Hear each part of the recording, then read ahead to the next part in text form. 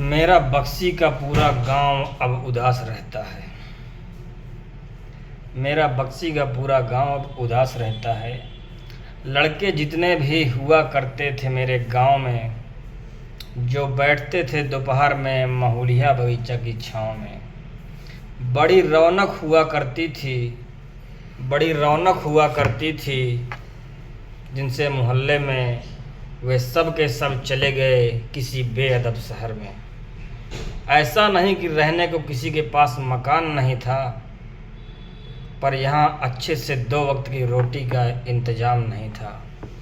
हंसी मजाक क्रिकेट का आम तौर पर उपवास रहता है।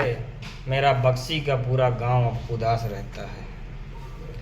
बुजुर्गों ने ठंड में सिकुड़े थे और पसीने से नहाए थे, तब जाकर किसी तरह 2-3 कमरे बनवाए थे। अब तीनों कमरे खाली हैं और मैदान बेजान हैं। छतें मौन हैं और चबूतरे गलियां सब वीरान हैं। मेरे पापा भी बॉर्डर पर रहकर देश की रक्षा करते थे, तब जाकर देशवासी सुरक्षित महसूस करते थे। आज भी हजारों जवान देश की सीमा पर जागता है, तब जाकर पूरा भारत आराम की नींद सोता है। तब जाकर पूरा भारत आराम की नींद सोता है। मेरा बक्सी का पूरा गांव अब उदास रहता है। छत से बतियाते हैं पंखे, छत से बतियाते हैं पंखे, दीवारों पर जाले हैं। कुछ मकानों पर तो कई वर्षों से तेल मांगते ताले हैं। बेटियों को ब्याह दिया गया, चली गई ससुराल। दिवाली की छुरछुरी चक्री, चली गई होली का गुलाल। मोहल्ले में जाओ जरा झांको किसी कपाट पर, बैठे मिलेंगे अकेले फलाने साहब और सब बुजुर्ग।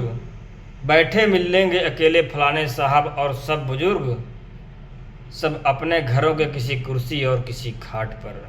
सावन के झूले उतर गए, भादों भी निराश रहता है। मेरा बक्सी का पूरा गांव अब उदास रहता है। कबड्डी क्रिकेट अंताक्षरी, कबड्डी क्रिकेट अंताक्षरी सब वक्त की तह में दब गए। हमारे गांव के लड़के कमाने पानीपत रायपुर जब गए। अब न दादू की दुकान रही, न दुकानों में वो बात रही। गर्मियों में छतों पर हलचल की वो रात नहीं रही। दालान में बैठे बुजुर्ग भी स्वर को सिधार गए।